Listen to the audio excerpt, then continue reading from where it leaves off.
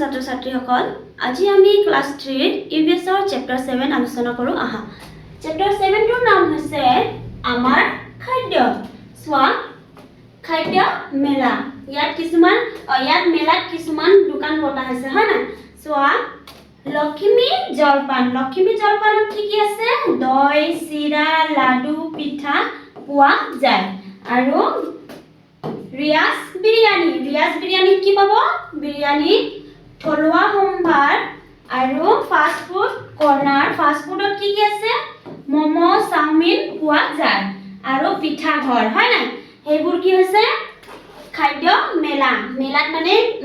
খাদ্য মেলাত কিছুমান খাদ্যৰ দোকান আছে যেনে বিৰিয়ানি আৰু ইয়াত কিবা থলুৱা সম্ভাৰ আছে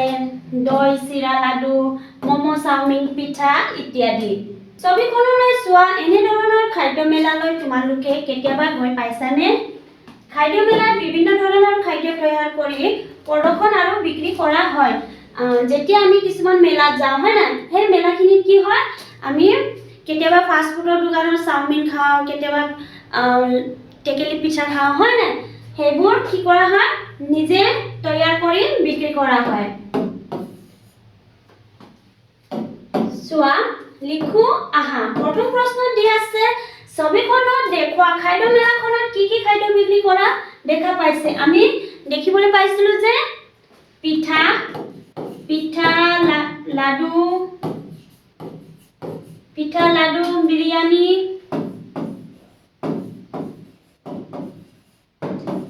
বিৰিয়ানি মমো চাওমিন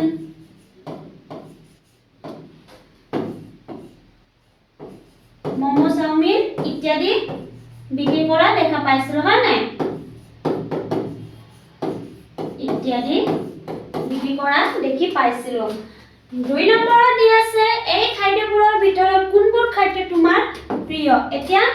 সকলোৰে নিজৰ প্ৰিয় খাদ্য থাকে কিছুমানৰ পিঠা থাকিব পাৰে কিছুমানৰ বিৰিয়ানি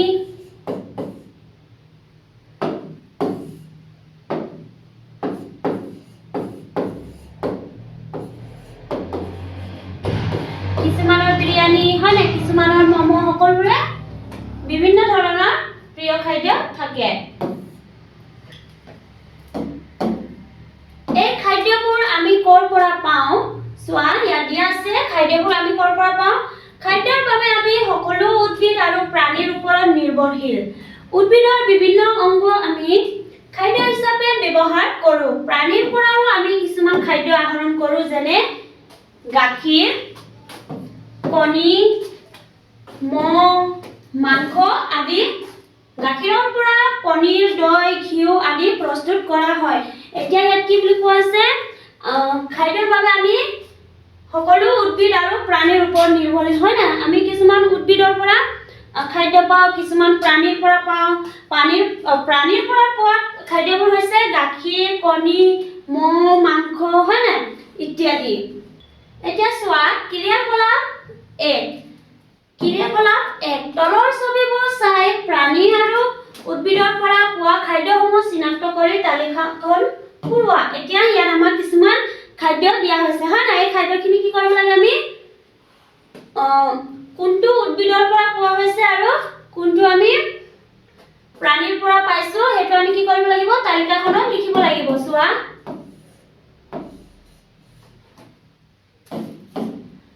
উত্তৰত আমি লিখিম যে প্ৰাণীৰ পৰা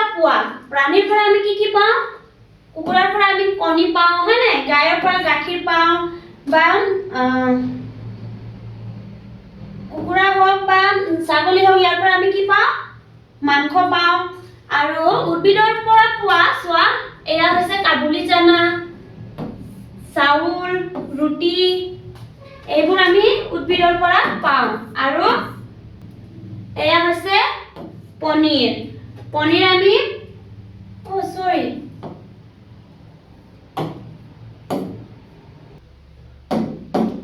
এয়া হৈছে পনীৰ আমি প্ৰাণীৰ পৰাই পাওঁ কিন্তু কি কৰো আমি এয়া হ'ব প্ৰাণী ঠিক আছে প্ৰাণীৰ পৰা পোৱা হয় এইটো কিয়নো আমি গাখীৰৰ পৰাই পনীৰ বনাওঁ ক্ৰিয়াকলাপ 2 দিয়া আছে তলত কিছুমান খাদ্য ছবি দিয়া হৈছে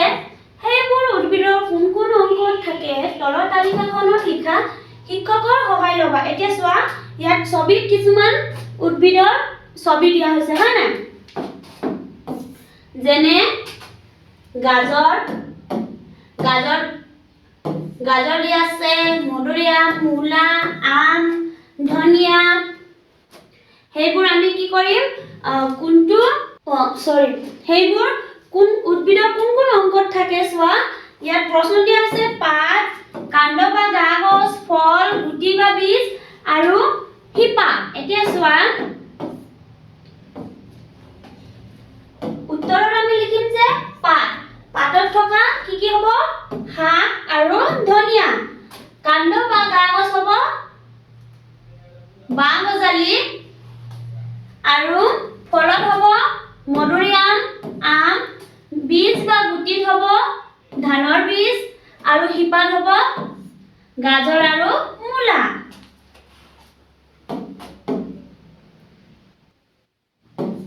আমি খাদ্য কিয় ৰান্ধি খাওঁ এতিয়া চোৱা আমি কিয় খাদ্য ৰান্ধি খাওঁ ইয়াত দিয়া আছে প্ৰতিদিনে আমি বিভিন্ন খাদ্য যেনে ভাত দাইল সেউজীয়া শাক-পাচলি গাখীৰ আদি খাওঁ ইয়াৰে কিছুমান কেঁচাই খোৱা হয় আৰু কিছুমান ৰান্ধি খোৱা হয়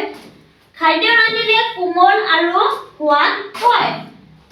সিজোৱা খাদ্য সহজে হজম হয় কিছুমান খাদ্য ৰান্ধি নাখালে হজম নহয় এতিয়া কি বুলি কোৱা আছে ইয়াত খাদ্য আমি ক'ৰ পৰা পাওঁ খাদ্য আমি কিয় ৰান্ধি খাওঁ কিয়নো খাদ্য ৰান্ধিলে কি হয় কোমল আৰু সোৱাদ হয় হয় না কিছুমান এনে ধৰণৰ খাদ্য থাকে যি সিজোৱা খালে হজম হয় আৰু কেঁচা খালে কি হয় হজম নহয় চোৱা ক্ৰিয়াকলাপ 3 দিয়া আছে প্ৰশ্ন দিয়া হৈছে তোমালোকে খোৱা খাদ্যবোৰৰ কোনবোৰ ৰান্ধি বা কেঁচাই খোৱা তলৰ তালিকাখনত লিখা এতিয়া ইয়াত দিয়া আছে ৰান্ধি খোৱা খাদ্য কেঁচাই খোৱা খাদ্য আৰু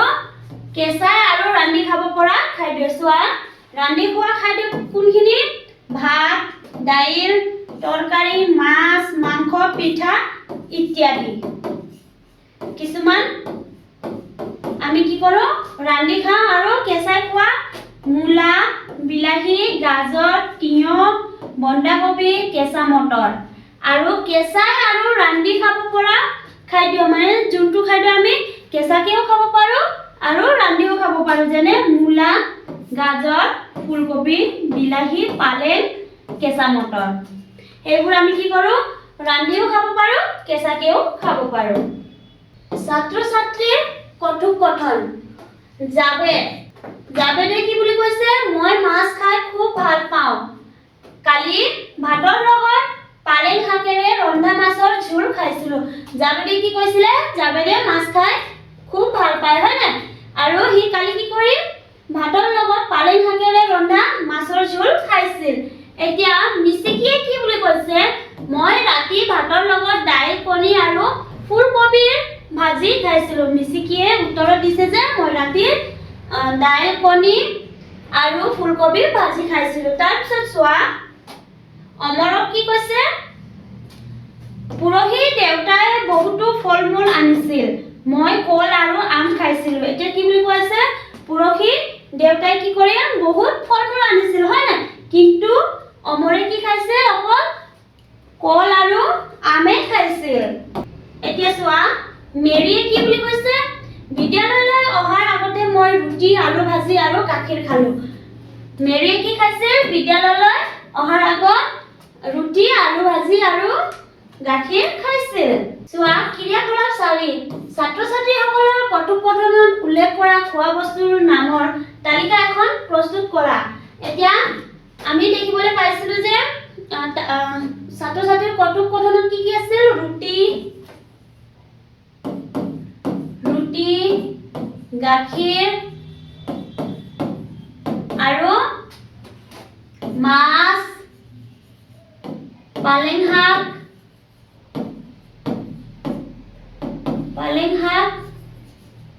আৰু আলু ভাজি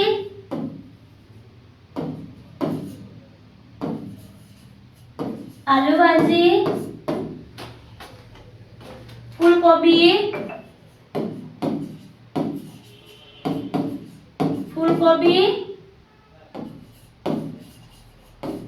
দাইল আদি আছিল। ক্ৰিয়াকলাপ 5 ক্ৰিয়াকলাপ 5ত কি বুলি কৈছে চোৱা ক্ৰিয়াকলাপ 5 তোমালোকে ঘৰত প্ৰায় কি কি আহাৰ খোৱা তলৰ তালিকাখনত লিখা। এতিয়া এইখিনি তোমালোকে কৰা কাম হয় কিন্তু মই ইয়াত কিছুমান দেখুৱাই দিছো চোৱা ৰাতিপুৱা কি কি খাওঁ ৰুটি আলু ভাজি গাখীৰ হয় নাই দুপৰীয়া ভাত দাইল তৰকাৰী আৰু আবেলিত কি খাওঁ চাহ বিস্কুট কল বা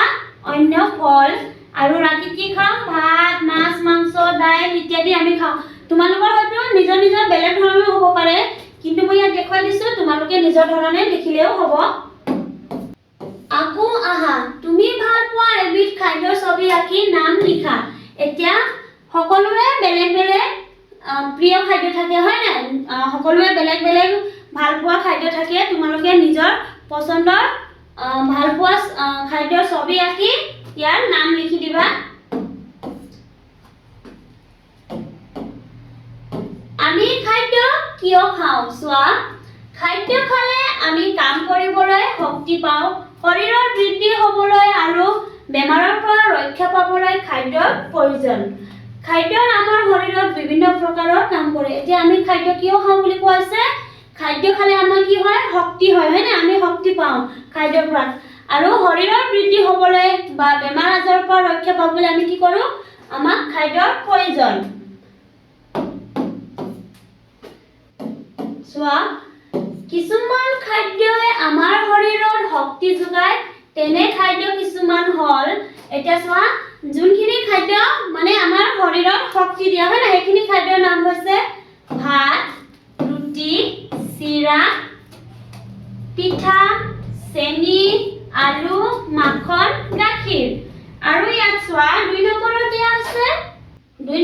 আছে কিছুমান খাদ্যই আমাৰ শৰীৰৰ বৃদ্ধি হোৱাত সহায় কৰে তেনে কিছুমান খাদ্য হ'ল চোৱা যোনখিনি খাদ্য আমি খালে মানে কি হয় আমাৰ শৰীৰৰ বৃদ্ধি হয় সেই খাদ্যখিনিৰ নাম হৈছে কণী মটৰ মাহ সয়াবিন দাইল মাছ মাংস উৰহি আৰু বাদাম। 3 নম্বৰত দিয়া আছে কিছুমান খাদ্যই আমাক বেমাৰ আজাৰৰ পৰা ৰক্ষা কৰে তেনে কিছুমান খাদ্য হ'ল এতিয়া ইয়াত কিছুমান খাদ্যৰ নাম দিয়া হৈছে যোনখিনি আমাক কি কৰে বেমাৰ আজাৰৰ পৰা ৰক্ষা কৰে চোৱা সোমথিৰা আমলখি মধুৰিআম পালেং ঢেকীয়া কলডিল জলফাই আৰু শিলিকা এইখিনিয়ে কি কৰে আমাক বেমাৰ আজাৰৰ পৰা ৰক্ষা কৰে। চোৱা আমি প্ৰতিদিনে শৰীৰক শক্তি যোগোৱা বৃদ্ধি সহায় কৰা আৰু বেমাৰ আজাৰৰ পৰা ৰক্ষা কৰা খাদ্য খাব লাগে। আমি প্ৰতিদিনে কি কৰিব লাগে শৰীৰৰ শক্তি যোগোৱা বৃদ্ধি সহায় কৰা আৰু বেমাৰ আজাৰৰ পৰা ৰক্ষা কৰা খাদ্য খাব লাগে হয় নাই চোৱা লগতে পৰ্যাপ্ত পৰিমাণৰ বিশুদ্ধ পানী সেৱন কৰিব লাগে তেতিয়া কি হয় আহাৰত সুষম হয়। এই খাদ্যবোৰ কোনো এটা পৰিমাণৰ কম বা বেছি হ'লে আমাৰ পুষ্টি বিঘ্নত জন্মিব আৰু শৰীৰত নানা ৰোগৰ লক্ষণে দেখা দিব পাৰে। এতিয়া কি বুলি কৈছে আমি কি কৰিব লাগে পৰ্যাপ্ত পৰিমাণৰ বিশুদ্ধ পানী সেৱন কৰিব লাগে তেতিয়া কি হয় আহাৰ সুষম হয় আৰু খাদ্য কোনো এটা পৰিমাণ কম বা বেছি হ'লে আমাৰ কি হয় আমাৰ পুষ্টি বিঘ্নত জন্মিব পাৰে। চোৱা ক্ৰিয়াকলাপ 6 তলত দিয়া খাদ্যসমূহৰ কোনবোৰ খাদ্য তোমালোকে প্ৰতিদিনে খোৱা বাছি উলিয়াই খালী বাকচত লিখা। সেইখিনি তোমালোকৰে কাম কিন্তু মই কিছুমান দেখাই দিছো যোনখিনি আমি প্ৰতিদিনে খোৱা বেছি ভাল হয় নাই চোৱা আমি শাক পাচলি খোৱা ভাল আৰু আমি কি খাব লাগিব ফল মূল ৰুটি হয়তো আমি মিঠাইখিনি আমি খাব পাৰোঁ কিন্তু সদায় খোৱা উচিত নহয়। পিঠাও আমি সদায় নাখাওঁ যেতিয়া আমাৰ বিহু আহে হয় নাই আৰু সদায় খালেও পেটৰ ৰোগ ওলায়। কোল্ড ড্ৰিংকছো আমি সদায় খাব নোৱাৰোঁ আৰু এয়া হৈছে ঘি আমি খাব পাৰোঁ আইচক্ৰীম জুচ এইখিনি আমি খাব নোৱাৰোঁ। এয়া হৈছে কাবুলি চানা ভাত আমি খাব পাৰোঁ আৰু এয়া হৈছে চিঙৰা তেলীয়া বস্তু এইখিনিও আমি সদায় খাব নালাগে গাখীৰ খাব লাগে। এইখিনি আমি কি কৰোঁ সদায় প্ৰতিদিনে খোৱা বেছি ভাল হয় নাই কণী মাছ মাংসও আমি সদায় খাব পাৰোঁ কওঁ আহা প্ৰথমত দিয়া আছে হিপিটিত উল্লেখ কৰা খাদ্যসমূহ কোনবোৰৰ সুষম আহাৰৰ অন্তৰ্ভুক্ত হোৱা উচিত তোমালোকে খোৱা কোনবোৰ আহাৰ শৰীৰৰ বাবে উপকাৰী সেইবোৰ তোমালোকৰে কাম চোৱা আমাৰ দৈনন্দিন খোৱা খাদ্যৰ পুষ্টিদায়ক উপাদান থকা প্ৰয়োজন শৰীৰৰ বাবে প্ৰয়োজনীয় খাদ্যৰ আৱশ্যকীয় পৰিমাণ শৰ্কৰা চৰ্বি প্ৰটিন ভিটামিন খনিজ লৱণ আৰু পানী থাকিলেহে সেই খাদ্য সুষম আহাৰ বুলি কোৱা হয় এতিয়া কি বুলি কোৱা হৈছে শৰ্কৰা চৰ্বি প্ৰটিন ভিটামিন হয় না খনিজ লৱণ আৰু পানী থাকিলেহে সেই খাদ্য সুষম আহাৰ বুলি কোৱা হয় প্ৰকল্প তোমালোকে 4-5 জনীয়া দলত ভাগ হয় প্ৰত্যেক দলে একোখনকৈ সুষম আহাৰৰ তালিকা প্ৰস্তুত কৰিবা শিক্ষক আৰু অভিভাৱকৰ সহায় ল'বা এইখিনি তোমালোকে নিজৰ বন্ধু বান্ধৱীসকলৰ লগত মিলি 4-5 জনীয়া দলত ভাগ হয় এইখিনি কৰি ল'বা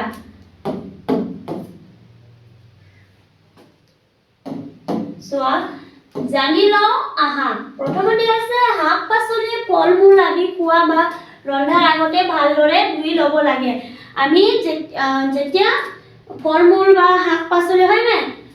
ৰন্ধা বা খোৱাৰ আগত কি কৰিব লাগে ভালদৰে ধুব লাগে নহলে কি হয় আমাৰ বেমাৰ আজাৰ হ'ব পাৰে 2 নম্বৰত দিয়া আছে খোৱা আহাৰ আৰু পানী সদায় ঢাকি ৰাখিব লাগে